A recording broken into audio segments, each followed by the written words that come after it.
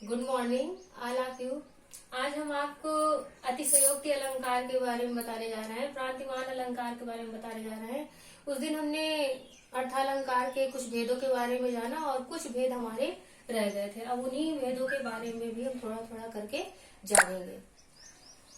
अब जैसे शुरू करने, बहुत से लोग सोचते होंगे कि ये क्या एनसीईआरटी पैटर्न से है या मैम ने बस इतना सब क्यों बताया। तो बेटा कहीं ना कहीं ये भी आपके ही पैटर्न से जुड़ा हुआ है, आपके ही सब्जेक्ट का है।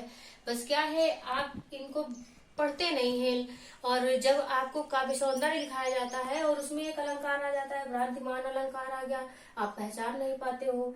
विरोधाभास अलंकार आ गया, आपको लिखवा दिया कि अलंकार, आप हमने लिखवा दिया विरोधाभास।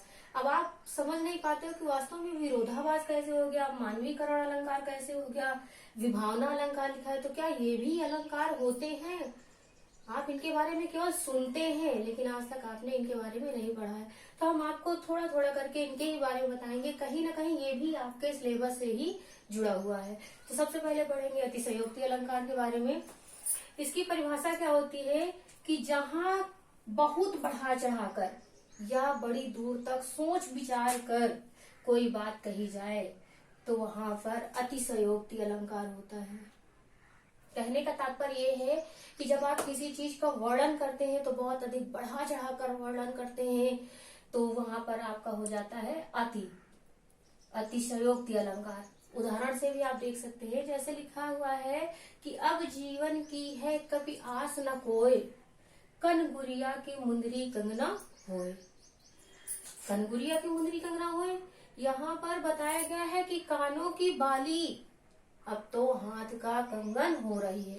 वास्तव में आप देख रहे हैं कि कन गुरिया की मुंदरी यानी कानों में पहनने वाला आभूषण, कानों में पहनने वाला आभूषण क्या, बाली, वो क्या हो रही है, हाथ का कंगन हो रही है। तो वास्तव में जब आप पहनते हैं, वो पहना जाता है, कान की बाली जो होती है बहुत छोटी होती है, लेकिन उसे क्या बताया जा रहा है कि अब वो कंगना हो गई है। तो यहाँ पर बहुत ही अधिक बढ़ा चढ़ाकर वर्णन किया जा रहा है। एक उदाहरण से भी आप और समझ सकते हैं कि जैसे एक उदाहरण होगा कि हनुमान की पूंछ में लगन न पाई आग, सगरी लंका जल गई, गए निशाचर भाग। अब अति ही हो रही है कि हनुमान की पूंछ में आग भी नहीं लगी और हनुमान जी ने पूरी लंका ही जला डाली। तो इस तरह होता है, यानी जब किसी चीज का बहुत अधिक बढ़ा चढ़ा के वर्णन कर दे तो वहां पर हो जाता है आपका अतिशयोक्ति अलंकार। नेक्स्ट आप देखेंगे भ्रांतिमान अलंकार। भ्रांतिमान नाम से ही इसका पता चला है, भ्रांतिमान, भ्रांति मीन्स होता है भ्रम में पड़ जाना। क्या होता है कि भ्रम के कारण समान दिखने वाली, भ्रम के कारण समान दिखने वाली एक वस्तु को दूसरी वस्तु के समान समझ लेना, उससे ही होता है भ्रांतिमान अलंकार कहते हैं। एक वस्तु को दूसरी वस्तु समझ लेना भ्रम के कारण, वो होता है आपका भ्रांतिमान अलंकार।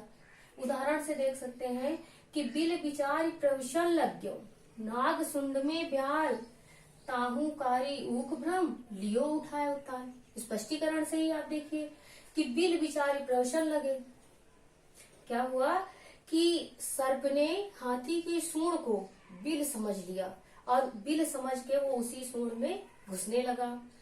और ताहूकारी ऊक भ्रम, लियो उठाए उताल, और हाथी को भी भ्रम हो गया कि वो जो काली ऊक थी, यानी वो जो काला सांप पड़ा था, उसे ऊक होने का, गन्ना होने का भ्रम हो गया और उसने उस भ्रम के कारण उसे भी उठा लिया।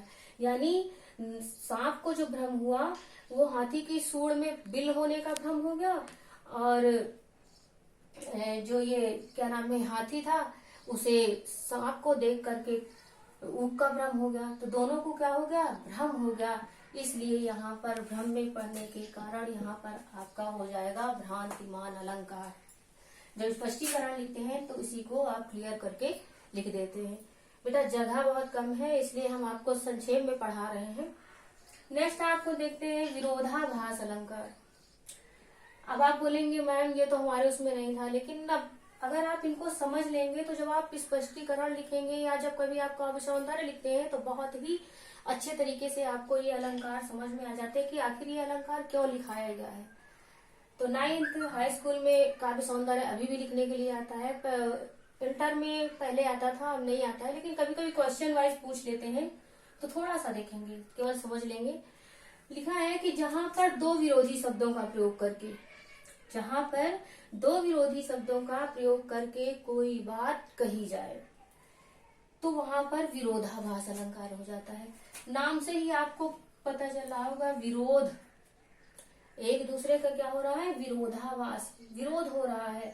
अब उदाहरण में आप देखेंगे कि जे जन करते हैं नमन, उन्नत होते वे सदा। अब जे जन यानी जो लोग क्या करते हैं, नमन करते हैं। नमन करना यानी झुकते हैं, क्या करते हैं, झुकते हैं। उन्नत होते वे सदा, वे उतने ही ऊपर उठते हैं। जो व्यक्ति जितना ही विनम्र होता है, जितना अधिक झुकता है, वो उतनी ही अधिक उन्नति को प्राप्त करता है। तो यहाँ पर दो विरोधी शब्द हो गए, एक तरफ नमन करना अर्थात झुकना, एक तरफ लिखा है उन्नत करना अर्थात उठना। तो ये दोनों ही शब्द क्या हो गए, एक दूसरे के विरोधी हो गए।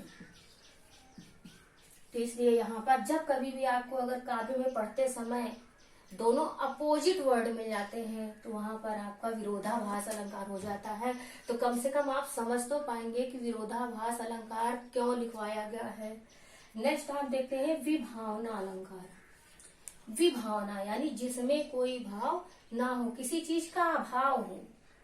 अब डिफिनेशन में आप देखेंगे कि जहां पर किसी चीज की कमी होने पर, जहां किसी चीज की कमी होने के बावजूद भी कोई कार्य पूर्ण हो जाए, वहां पर आपका होता है विभावना अलंकार। जैसे कि बिनु पद चले सुनय बिनु काना, कर बिनु करम करय बिनु नाना।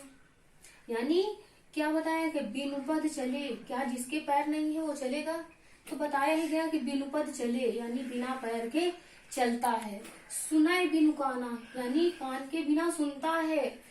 कर बिनु कर मीन्स होता है हाथ, बिनु मीन्स होता है बिना, कर्म यानी कार्य को, करय बिनु नाना हर प्रकार से वो कार्य करते हुए अपने कठिन जीवन को बिता रहा है, व्यतीत कर रहा है। तो यहाँ पर क्या है, अभाव होने के साथ ही कार्य क्या हो रहा है, कंप्लीट हो रहा है, कार्य पूर्ण हो रहा है, इसलिए यहाँ पर विभावना अलंकार होगा। नेक्स्ट एक आधुनिकीकरण अलंकार होता है, मानवीयकरण। बहुत से लोग नहीं जानते, केवल समझते हैं कि क्या ये अलंकार होता है, प्रतीक अलंकार होता है, प्रतीक अलंकार होता है, प्रदीप अलंकार होता है। तो हम पढ़ते ही नहीं है तो हम जान भी नहीं पाते हैं। तो लगभग आपको थोड़ा सा हम बताने का प्रयास करेंगे कि आधुनिकीकरण में एक अलंकार है जो हम आपको लिखवाया करते हैं काव्य सौंदर्य में, मानवीयकरण अलंकार।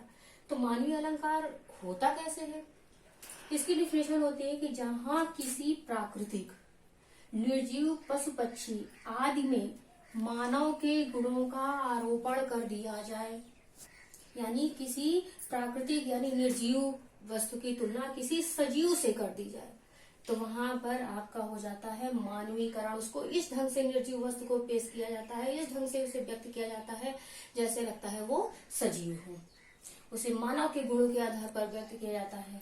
उदाहरण में आप देखेंगे कि लिखा है कि मेघ आए बड़े बंठन के संवर के। अब मेघ माने क्या होता है, तो मेघ माने होता है आपका बादल। तो बादल कैसे बन के आ रहा है, बहुत बन ठन के संवर के आ रहा है। तो बादल है तो बादल तो बन ठन के आएगा नहीं, क्योंकि व्यक्ति ही बन ठन के सज के संवर के चलता है। तो यहाँ पर इस प्रकृति को, इस निर्जीव को किसके समान बताया गया है, सजीव के समान बताया गया है, मानवीय गुणों के का आरोपण कर दिया गया है, इसलिए यहाँ पर मानवीयकरण अलंकार होगा। जैसे एक उदाहरण और आप देख सकते हैं कि अवसर एक ही बार दरवाजा खटखटाता है। अवसर एक ही बार दरवाजा खटखटाता है, तो अवसर तो ना कोई व्यक्ति है, लेकिन वो क्या करता है, दरवाजा खटखटाता है। तो यहाँ पर निर्जीव की तुलना कैसे कर दी गई, सजीव से कर दी गई, कंपेयर कर दिया गया, बराबरी कर दी गई। तो जब निर्जीव की तुलना सजीव के समान कर दिया, मानव के गुणों के आधार पर कर दिया जाता है, तो वहां पर होता है मानवीयकरण अलंकार। तो हम उम्मीद करते हैं कि निश्चित ही आपको ये सारे अलंकार आपको समझ में आए होंगे और ये कहीं ना कहीं ये आपके सिलेबस से भी जुड़े हुए हैं। एक काम करिएगा, आप सब ये सारे अलंकार अपनी कॉपी में नोट करिएगा। और ठीक है, थैंक यू।